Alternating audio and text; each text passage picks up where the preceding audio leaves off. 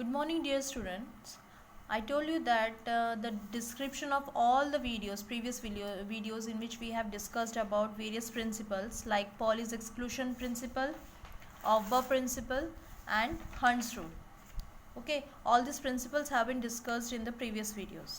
So now we are going to see various topics which are correlated to these principles, how we are using it or how we are applying these principles in various concepts related to electronic configuration.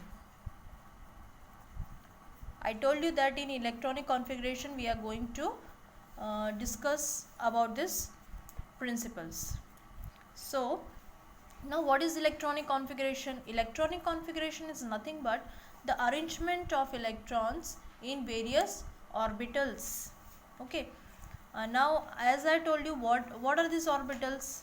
As we have seen, four types of orbitals: S, P, D and F. Now in S orbital, I told you the shapes about S orbital. S orbitals are spherical in shape. P orbitals are dumbbell in shape. They are spherical. These are dumbbell in shape. D orbitals are double dumbbell, and F orbitals are complicated. So likewise we have seen in the various shapes of orbitals. Now as per the shapes and the various properties, the orbitals have been given different energy levels. Okay, now S orbital is spherical in shape, and always S orbital is having only one energy level. So I told you in the previous video that energy level is shown by a this type of square box. Okay, so this is called as energy level.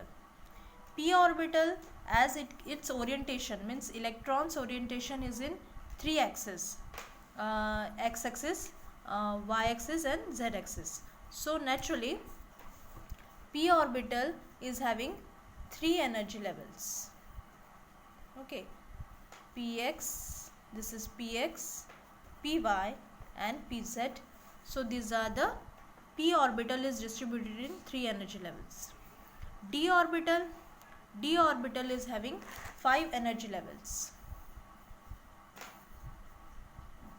That also we have seen: dxy, dyz, dzx, dx square minus y square and dz square. F orbital are having 7 energy levels. Okay, as the structure is complicated, 1 2 3 4 5 6 7. So in this F orbitals we are not naming them, we are simply drawing the energy levels, 7 energy levels or energy partitions. Okay, now when we are distributing the electrons, I told you that orbitals, this electrons are shown by arrows. You can show the partial arrow like this, or you can show it by the this type of arrow. But ये जो orbitals है, जैसे px है, py है और pz है, उसमें अगर मुझे इलेक्ट्रॉन्स दिखाने हैं तो मैं ई करके नहीं दिखाऊंगी, क्योंकि इलेक्ट्रॉन का सिंबल ई है. I will show by its spin, its movement in that particular orbital. Okay, either I will show the full arrow or I can show it by the this type of partial arrow. Okay, now how you are applying this various principles here? As आपको याद रखना है कि s orbital में एक energy level होता है, p orbital में 3 एनर्जी लेवल्स होते हैं, d में 5 होते हैं और f ऑर्बिटल में 7 होते हैं. ठीक है, उस हिसाब से आपको ऑर्बिटल में इलेक्ट्रॉन्स को डिस्ट्रीब्यूट करना है. ओके, जब हम s ऑर्बिटल की बात करते हैं तो जो फर्स्ट शेल होता है लाइक दिस, अगर हम शेल्स बना रहे हैं, ये first orbit, second orbit, third orbit, या फर्स्ट शेल, सेकंड शेल और थर्ड शेल, इसमें इलेक्ट्रॉन्स की कैपेसिटी के बारे में बताया था मैंने कि 2n² वाला फॉर्मूला अप्लाई होता है. फर्स्ट शेल में अगर इलेक्ट्रॉन है तो इसमें 2 ही इलेक्ट्रॉन आ सकते हैं, सेकेंड में है तो 8 इलेक्ट्रॉन, यानी कि 2 इंटू 2 स्क्वायर, यानी 2 स्क्वायर यानी कि 4 इंटू 2 8। इसमें कितने आएंगे, थर्ड शेल में 2 इंटू 3 स्क्वायर यानी 9 2 ज़ा 18 and we can go further. ठीक है, अब ये तो हो गया कि इसमें मैक्सिमम इलेक्ट्रॉन्स कितने होते हैं ये आपको पता चल गया, लेकिन इन इलेक्ट्रॉन्स को हम बांटते कैसे हैं। तो हर शेल में इलेक्ट्रॉन्स को ऑर्बिटल्स में बांटा जाता है, S P D F. First shell में 2 इलेक्ट्रॉन्स है, इसकी मैक्सिमम कैपेसिटी 2 है। ठीक है, तो ये आपको यहाँ S P D F orbitals में और एक चीज़ याद रखना है कि इनकी मैक्सिमम कैपेसिटी कितनी होती है। एस ऑर्बिटल की मैक्सिमम कैपेसिटी होती है 2 electrons, this one it is having the maximum capacity of 2 electrons. P orbital is having the maximum capacity of 6 electrons. D orbital is having the maximum capacity of 10 electrons. And F orbital is having the maximum capacity of 14 electrons. एक energy level में 2 electrons आते हैं maximum. ठीक है, उस हिसाब से we will distribute. Okay, अब ये हो गया कि हम किस सब शेल में कितने इलेक्ट्रॉन डाल सकते हैं, लेकिन हाउ टू डिस्ट्रीब्यूट। अब फर्स्ट शेल में देखो मैक्सिमम कैपेसिटी 2 इलेक्ट्रॉन की है, मतलब इससे डिसाइड हुआ एस की कैपेसिटी कितनी है 2, यानी कि फर्स्ट शेल में जब इलेक्ट्रॉन होगा तो हम उसे कहेंगे ये 1।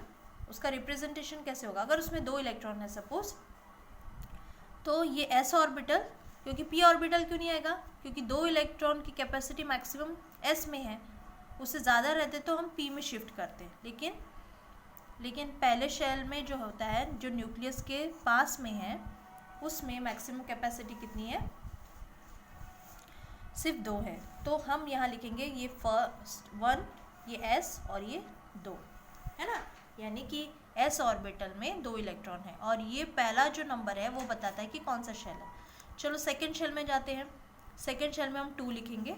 अब यहाँ देखो मैक्सिमम कैपेसिटी कितनी, 8 इलेक्ट्रॉन, मतलब हमारे 2 इलेक्ट्रॉन से ज़्यादा आ सकते हैं, यानी कि आप पी भी लिख सकते हो। तो पी लिखोगे तो उसके ऑर्बिट कौन सा है वो भी बताना पड़ेगा, सेकंड ऑर्बिट है या सेकंड शेल है।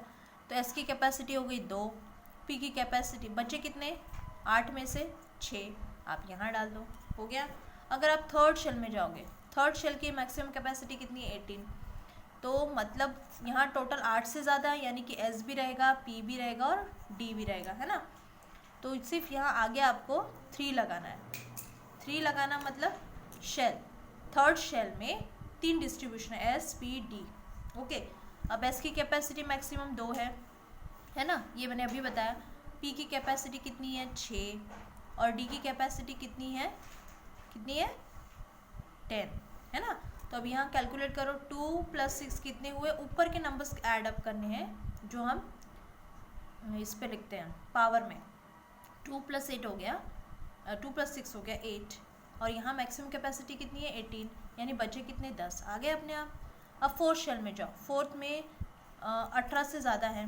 चलो फिर से कैलकुलेट करते हैं हम, 2 × n², यानी कि फोर्थ शेल का स्क्वायर। तो 2 × 4 4 ज़ा कितना होता है 16, यानी 32 हो गया, यानी कि इसकी मैक्सिमम कैपेसिटी कितनी है 32। तो यहाँ लिखो 4s 4p 4d and 4f, हो गए 4 सब शेल्स आ गए। इसकी कैपेसिटी है 2, इसकी 6 है, इसकी 10 है, बचे कितने 8 और ये 10 18, और मैक्सिमम कैपेसिटी तो कितनी है 32, यानी कि आप इसमें कितने डाल सकते हो 14, हो गए मैक्सिमम कैपेसिटी। इस तरह से शेल्स, वेरियस शेल्स में ये सब शेल्स होते हैं और इन सब शेल की मैक्सिमम कैपेसिटी है, बट ये ज़रूरी नहीं कि हर एलिमेंट इन मैक्सिमम कैपेसिटी को फॉलो करता है। तो हम नेक्स्ट वीडियो में देखेंगे कि how we will distribute the electrons. Okay.